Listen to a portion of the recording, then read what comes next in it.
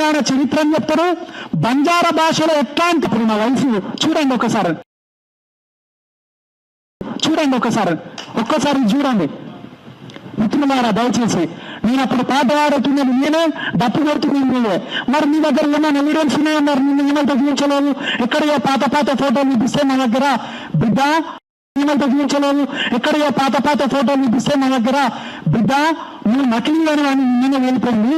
కాబట్టి నీ నకిలీ అని శాస్త్రాలు మా దగ్గర అడ్జేస్తే నీ నరాలు తీసి ముక్కు పాతరేసి తొక్కుతామని తెలియజేస్తున్నాను. నీకే పరిభాష కాదు. మేము మంచిగా మాట్లాడితే చాలా మంచోళ్ళం, కానీ నీ వెనకాల ఉన్న నాయకుడి కోసం మేము నిలబడి వ్యక్తిగత విషయాలు మేము మాట్లాడము. వాడు వీడని కూడా సంబోధించలేము. కానీ వాడు అనాల్సి వస్తే మొట్టమొదటిగా తన్నేది కూడా నేనే, నిన్ను తన్నేది కూడా నేనే. ఎవ్వడేం చేయరు. ఎందుకంటే మా వెనకాల మేము ఎవ్వరి శక్తి లేకున్నా ఉద్యమకారులైనటువంటి శక్తి మా వెనకాల ఉన్నది. ముఖ్యంగా ఉస్మానియా యూనివర్సిటీ ఉన్నది. నిన్న నువ్వు మాట్లాడినప్పుడే పక్క పంటల పేరు చెప్పలేకపోయినాం. ఇక్కడ నేను 100 మంది పేర్లు చెప్తా. నువ్వు ఎట్లా ఉద్యమకారణం అవుతావు అయ్యా?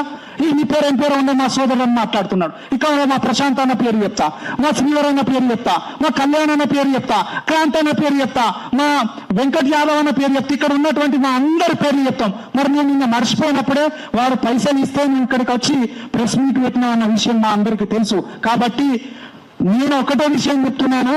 చివరిగా బిడ్డ, మా ఒగ్గుడోలుంది, మా డప్పుంది.